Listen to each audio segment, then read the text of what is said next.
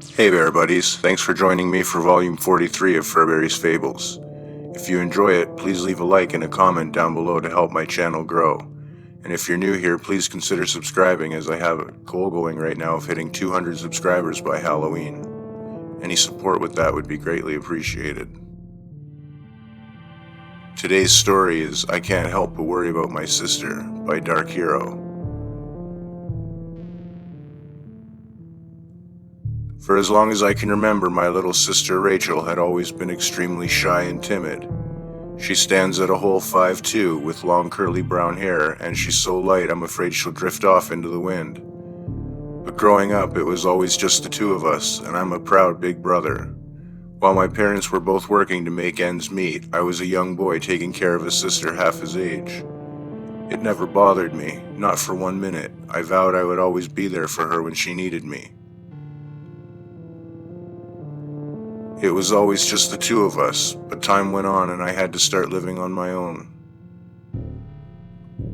I dreaded breaking the news to her that I wanted to go to college.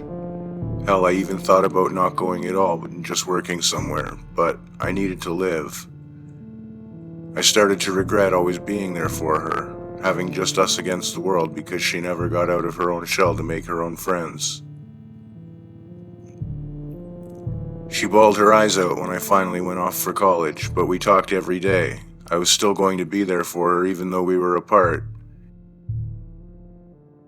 Then more time has passed, and I'm working a great job and engaged to an amazing woman who gets along with my parents and dotes on my little sister. Things were going well, and I wished that things would go well for Rachel, but when she said that she was going off to college too, I couldn't help it. I worried.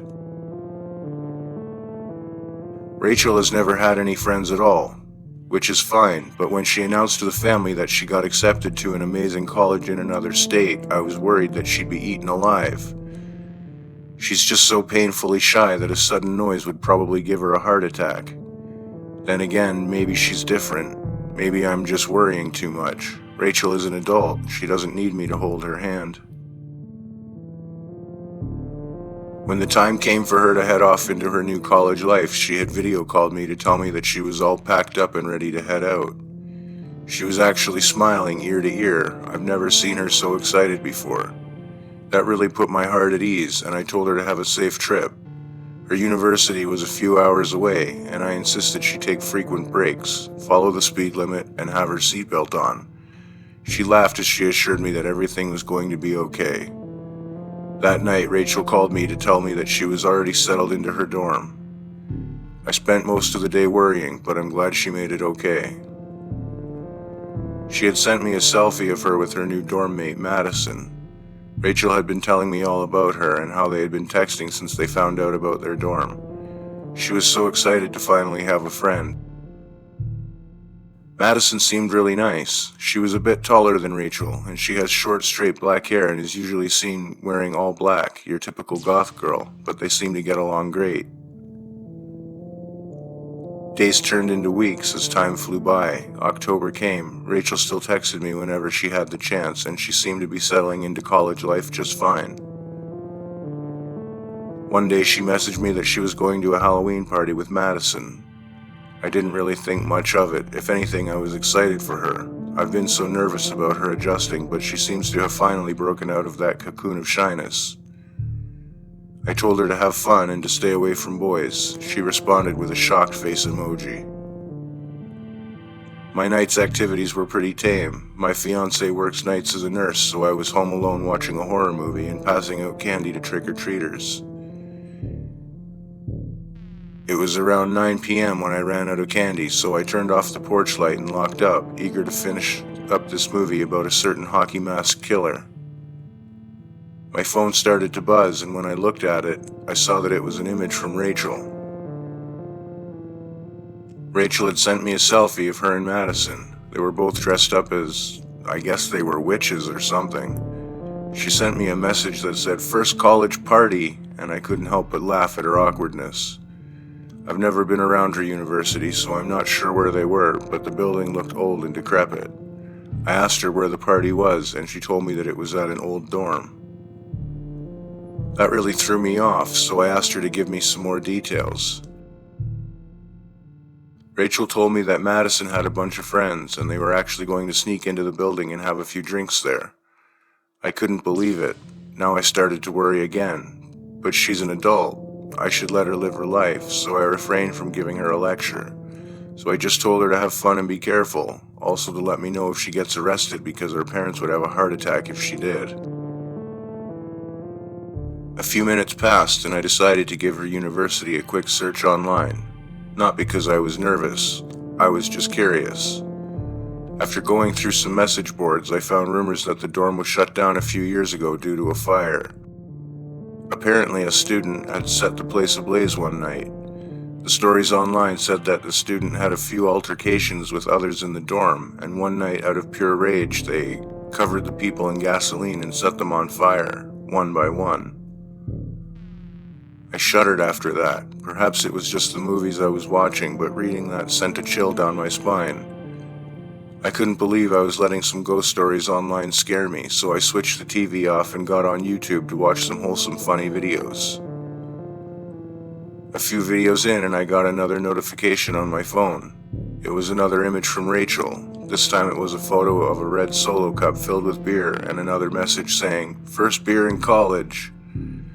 This made me laugh and cringe, but as I looked at the photo, I saw something else. In the photo was her outstretched hand holding a cup of beer. The flash was on and it showed that she was facing a dark hallway. I assume where the dorms were at. Maybe my eyes were playing tricks on me, but peering from one of the open dorm rooms, I thought I saw someone's face. I rubbed my eyes and I looked at the photo again, but it was just gone. I shrugged it off and just told her not to drink too much. I figured I must have been tired, so I crashed onto my bed, but I couldn't get the image of that face out of my head. It was so skinny and gray. It had patches of black hair sitting on its head as it peered out of that doorway. It was grinning. I shook the image out of my head and I heard my phone go off again. This time it was a selfie with Rachel and Madison. They were holding up red Solo cups in a cheers gesture. And she sent me another message saying, "Here's to new friends." I was confused. It was just her and Madison, until I saw that face again. It was shrouded in darkness, staring at them, at her. I didn't know what the fuck was going on, but I decided to call her. After a few rings, she finally responded. She was shouting a bit. There was some loud rock music playing in the background. She asked if everything was okay, but I was the one that should be asking that. She was telling me how good of a time she was having, but it didn't sound right. The way she was talking, it was extremely slurred and slow. Was she drunk? I heard something shift and another voice was on the line. It was Madison. Madison assured me that everything is okay and that she's being taken care of, but the way she said it unsettled me. It sounded so sinister. There was silence. She must have hung up on me. I sat there and stared at my phone. Was Rachel in trouble? Should I call the police or something? But what would I tell them? The cops wouldn't even give me the time of day if I told them I was seeing creepy things in the pictures my sister was sending me. I slumped back onto my head, staring at the screen of my phone when it began to light up. Another message from Rachel, except this time it was a video. The video was of her dancing, but there was no music playing. I could hear laughing, but it was low, and it sounded like they were inhaling instead of exhaling, as if whatever was laughing was poorly imitating the sound of someone doing so. The video was only 30 seconds long, but as she danced in silence, it cut off right when something emerged from the darkness. I freaked out. I started to call again. No answer, so I continued to call to no avail. That was when my phone started to ring. It was from Rachel, and it was a video call. I accepted it and saw Rachel walking down a long dark hallway. She was holding something's hand. It was leading her deeper into the darkness, and I could hear its light footfall, a wet thud hitting the ground. I called out to her, and what responded were whispers. The whispers were dozens upon dozens of different tones, a chorus of dissonant, pained voices emanating from the abyss as she stepped into it more and more. Whatever was leading her stopped and looked towards the phone. It was a monster, a demon, some kind of abomination. It was the face I saw earlier, but its body wasn't just one body. As the light from the phone slightly illuminated the creature, I saw that it was a body made of other bodies. Bits of flesh and bone jutting out, its skin wriggled, and I noticed that its skin was countless fingers and toes writhing. The creature's body was shifting with each second, revealing mouths, ears, and eyes. The whispers were coming from it, the sounds of fear and pain coming from this damned amalgamation. I saw that Rachel was holding a hand that was attached to it, and from that hand countless fingers stretched onto her, wrapping around her arms like fleshy tendrils. Rachel was completely silent as she followed the creature. I cried out to her. I begged her to stop and run away, but nothing. They stepped into a dorm room that was completely blackened and burned. Rachel stood in the middle of the room in front of the monster. Its body began to shift again, and parts of its body began to open. Small slits in its skin, revealing dozens and dozens of mouths, each opening wide to show sharp blackened teeth. I heard Madison's voice. She was sobbing and apologizing. I shouted at her, asked her what was going on, and all she could say was, "I called it. I called it to help me stop the bullying, but it won't stop now. It needs food. It needs to eat. Oh my God, I'm so sorry. I'm so fucking sorry," she sobbed. I yelled, I cried as I saw the creature embrace Rachel. In its embrace, I heard blood spatter and flesh tear as each of the mouths began to bite into her, eating her. Rachel finally came to, and God, I wish that she didn't. She let out a blood-curdling shriek as she tried to resist the creature. The monster tightened its hold on her, and more mouths began to feast upon my baby sister. I couldn't watch anymore. I called the police and told them everything. I knew I sounded crazy, but they had to go and save my little sister. I couldn't go to sleep. I was so worried. I rushed to the bathroom and vomited. The image of what happened burned into my memory.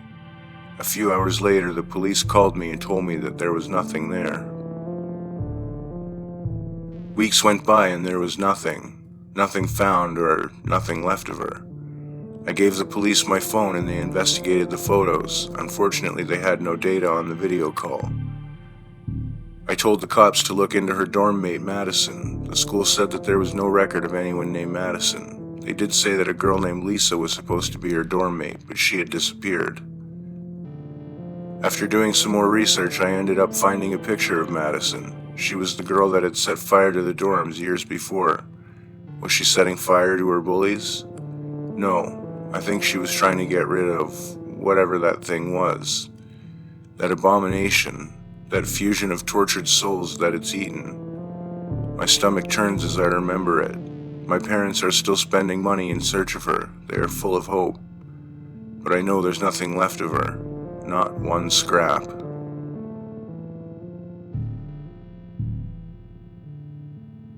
Hey Bear Buddies, thanks again for joining me for this volume of Furberries Fables. If you liked it and you want to support my work further, you can find a link below to my Patreon account as well as my merch store. Thanks again for listening. Have a great day.